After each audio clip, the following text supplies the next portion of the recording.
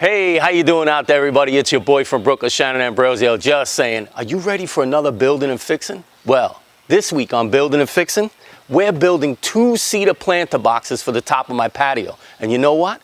It's only gonna take 5 pieces of cedar lumber. So let's go. Let's get our hands dirty this week. This is what you're gonna need for this project. 1 by 6 by 8 foot cedar planks, drill bits, tape measure and pencil, countersink with drill bit, exterior grade screws, pocket hole screws, drill and impact driver.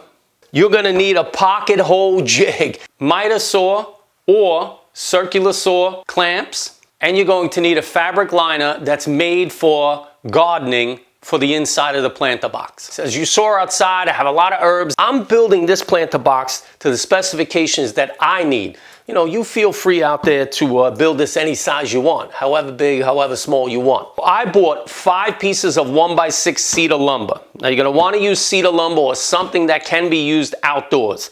Now you can use pressure treated lumber, but even though there's not that many chemicals in it anymore, I still don't wanna use it for my herb garden or fruits or vegetables. I don't know, call me crazy. But this here is cedar lumber, does really well outside, and we all know lumber prices now are through the roof. Get it? Anyway, let's just get back to what we're doing here. So we're gonna take 1 by 6 cedar lumber. We need 5 pieces, and out of 5 pieces of 1 by 6 by 8 foot in length cedar lumber, I'm gonna make 2 planter boxes. One big one for outside, and you'll see the smaller one. You could use it indoors, outdoors, but we'll get to that later on. All this lumber will be used for both of them, okay? So let's get started. First thing we gotta do is start cutting the lumber.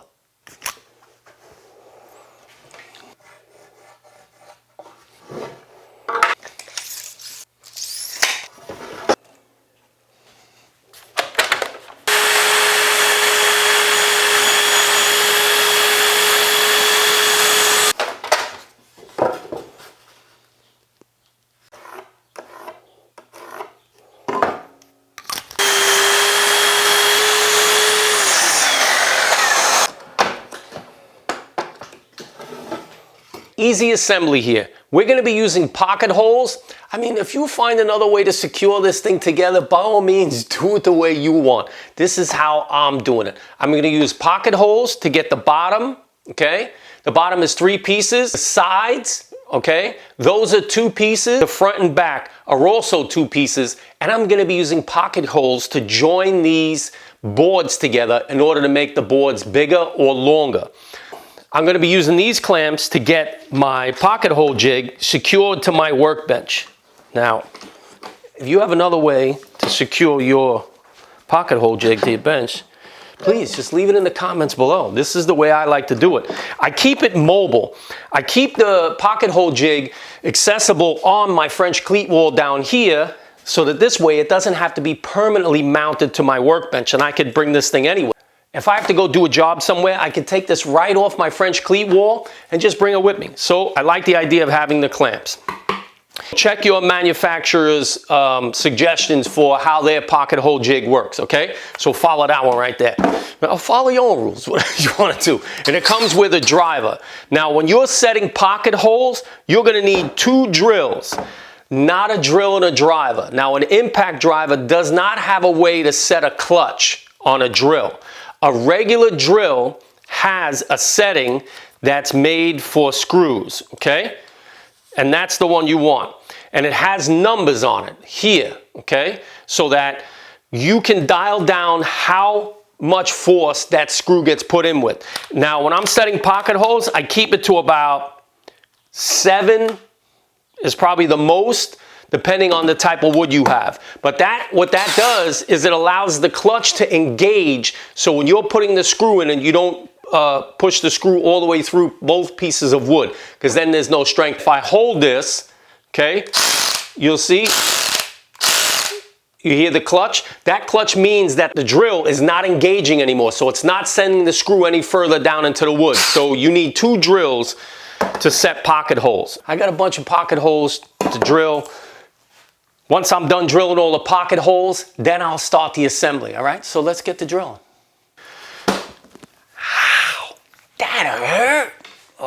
That was smarts. I have all my boards marked already as to where I'm putting the holes for the pocket holes, okay?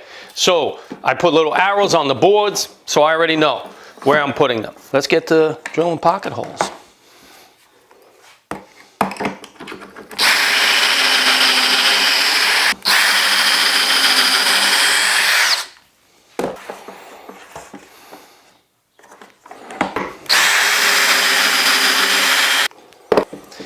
Now, this doesn't have to be difficult.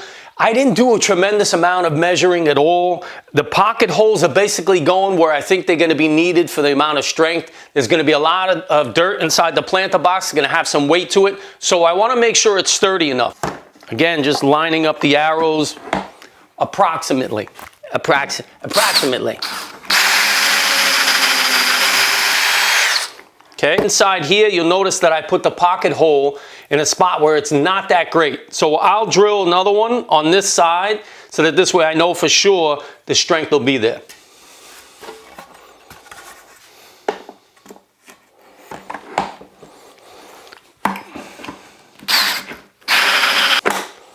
All right, so first one down, just a million more to go. But I got to do the cleaning too, so I don't want it all over the floor, so I don't have to sweep up as much. Listen to me. Stop making me clean your mess. Pocket hole screws right here. The good thing about these, they're stainless steel, right? Which really helps with cedar. When you're working with cedar, make sure that you have exterior grade screws, either stainless steel or they have to be coated with something. Otherwise, they will discolor the lumber and it'll eat through the lumber over time. And anyway, it won't last as long. The joints won't be as strong and it won't last as long. So again, I'm taking these and I have my trusty clamps. Hold on. Noise maker. Here we go. Make some noise. Clamps. Long reach clamp. And it holds the pocket holes in place. And I'll use these two pieces here. Okay? And I want a nice flat surface. Let's line these up. Don't get ridiculous. Just make sure they line up. The joints are not going to be, you know, perfectly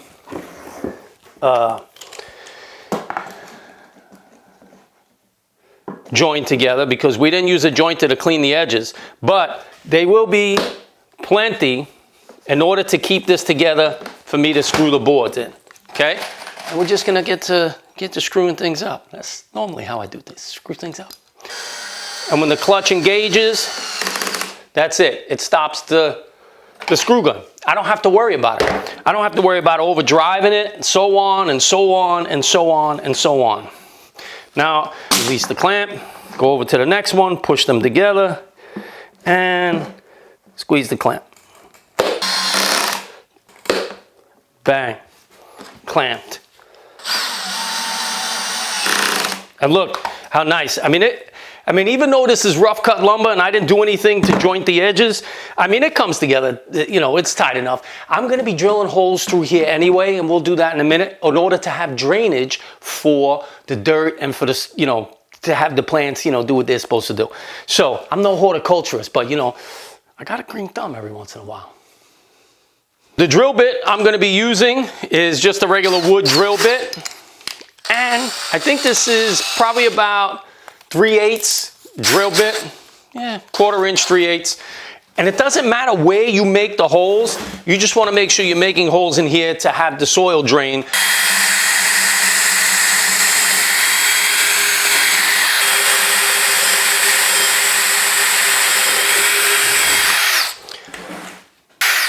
And again, we're not measuring anything. This is for proper drainage. Bottom is done. Holes are put in here for the water to drain out from the soil. We're good to go. Like I said, I put all the rough stuff on the inside so that you won't see it. I mean, this is the bottom anyway, so it doesn't really matter. The left and the right side of the planter box. These two sides right here. These sides. Anyway.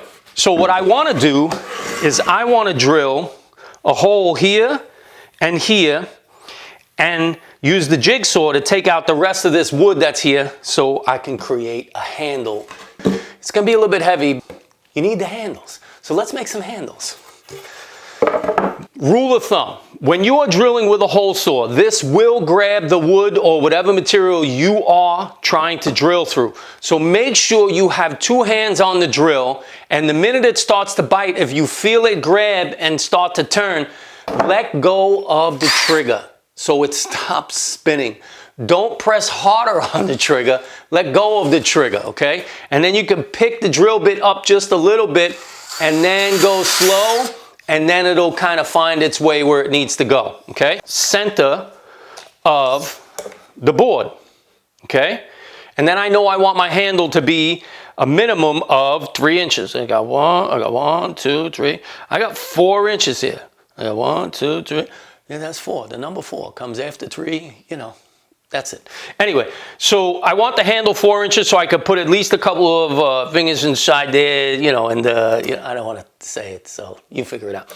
You can make it wherever you want it. You could put it in the front, in the back, whatever. I just like the middle, all right? Let's just get it down the middle. So anyway, I made all my marks. I know exactly where to drill, so now I'm going to get to drilling.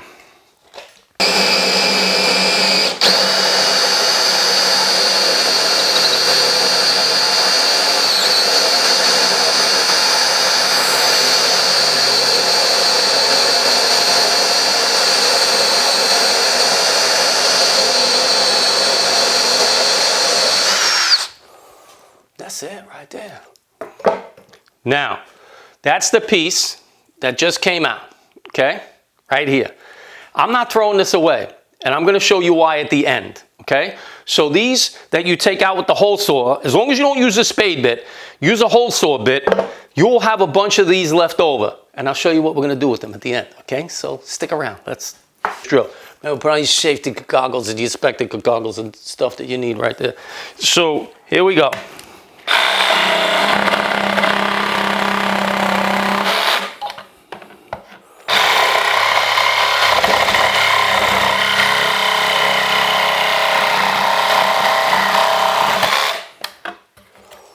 And there you go.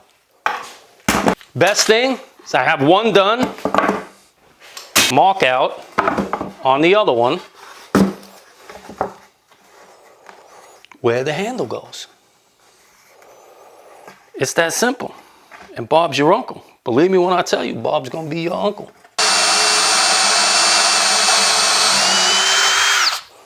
So we're saving these pieces, remember?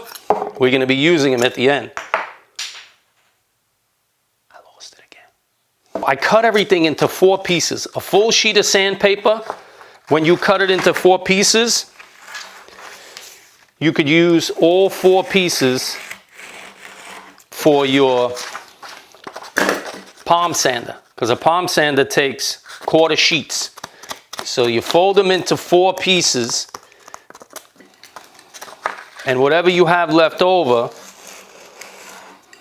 from when you're done, you could use this for your palm sander and sand the inside.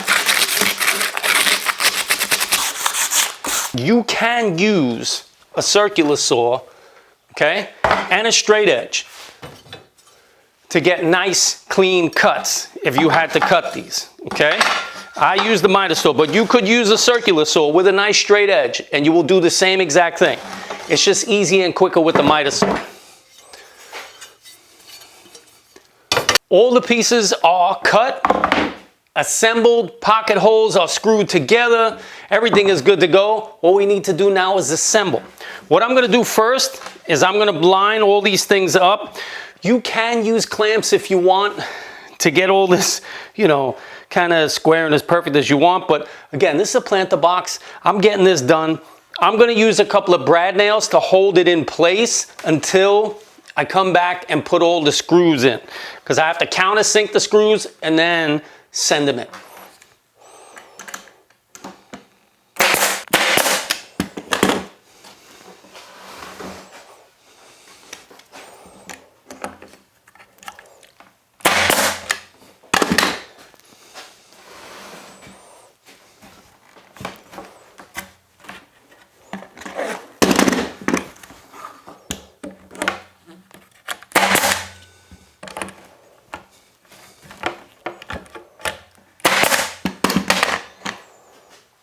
And this way I can get all 4 of these sides put on and I can start drilling the holes afterwards. Okay? I'm gonna get this all put in together, get it all squared up and all situated. We're gonna put in the countersink. Okay? So we're gonna need the countersink with the drill bit for the centering and the driver, the impact driver, to send the screws. These are the exterior grade screws, okay? Hold on, we gotta get these things on.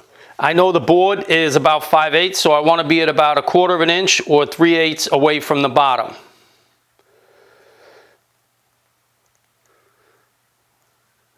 Close, let's do a little bit more than 1/4 of an inch across this whole thing.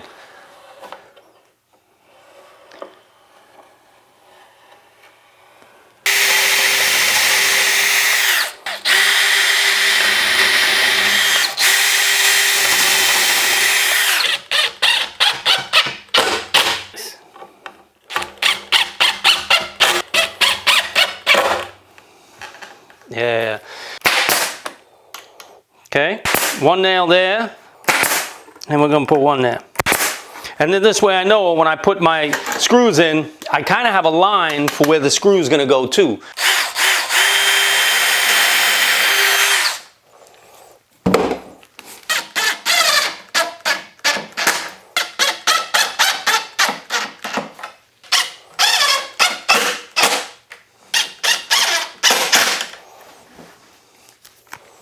Do you see no waste on anything? All the materials that I have here, believe me when I tell you, there's not one piece of cedar that didn't get used on this planter box. You wanna learn what to do with all your scraps? Make the same thing you're making as the original, but smaller.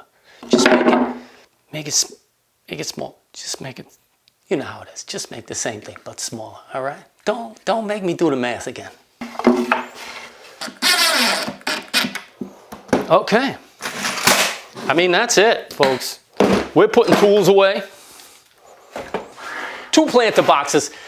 Go around the outside, go around the outside. Oh no, that's Buffalo Gals. Anyway, planter boxes, Buffalo Gals, it's all going down. Building and fixing. You see it? It's right over there, the sign. We're building this planter box. We built this planter box. Now we gotta go outside, plant the herbs, get the fabric in here, all right? So let's go outside and play in the dirt for a little bit. I'm excited. All right, so we got everything inside the planter box, all the herbs and vegetables here. The greatest thing, 5 pieces of lumber. 1 large one, 1 small planter box. Now I don't know if I'm gonna use this in my house or not, I'm undecided, but 2 planter boxes, you can't beat that. If you like what I have here, please make sure you subscribe to my channel and don't forget to ring that bell so you get notified next time I put a video up. As you can see all the herbs in here, I will be using them in my cooking and eating videos, right? There's a link below for the cooking and eating videos. And also, if you need any of the tools or the stuff that I use to build these things, there's affiliate links below in the description. Just click on those, you'll find all the tools and things you need. Throw a green thumbs up if you liked it, okay? And if you think anybody else may enjoy this content, please share this with them. All my social media links, they're below. Come on, you should be following me on my social media. That's why I post all the pictures up, all the projects that I work on. Now, I gotta go, I gotta do some watering. Any questions or comments? Listen, I'm not a horticulturist, I'm not no tree hugger, but I'll answer them the best way I can. And that's about it. I gotta get to watering. You go build some planter boxes, and that's it. All right?